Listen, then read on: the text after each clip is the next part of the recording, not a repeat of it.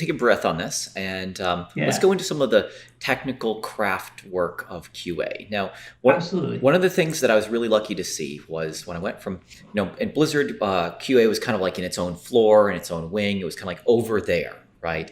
And at the Mhm. very end, they started bringing like 5, 10 QA people on floor. When I went to Riot, they actually had a mandate that you needed a QA person as a primary member of your team. So it would be engineer, art, program.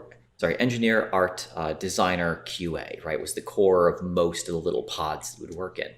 And I really liked that Yeah, because it treated them as equal tier citizens and ensured that QA was always informed both in the decision making process and in the testing process. Right.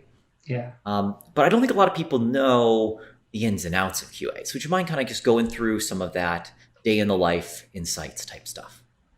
Yeah, and I again like I view myself as a person who had a very privileged QA experience.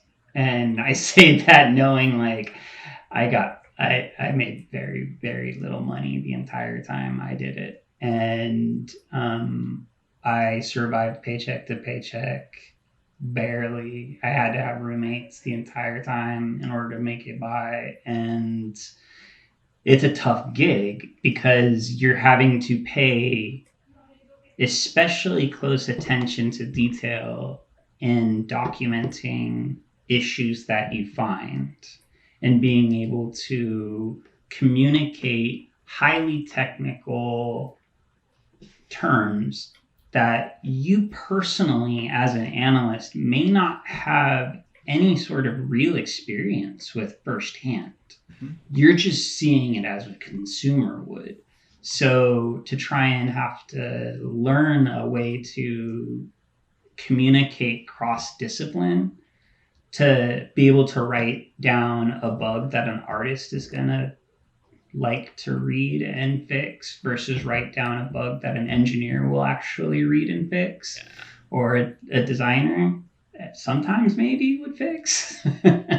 Like, no, just kidding. It's true. My job half the time was decide what we weren't going to fix, so we didn't have time to get to it. So I feel you. and that's and I think the real value of having QA around is to just poke you and say like, dude, this one really is important. I promise. This isn't a normal one.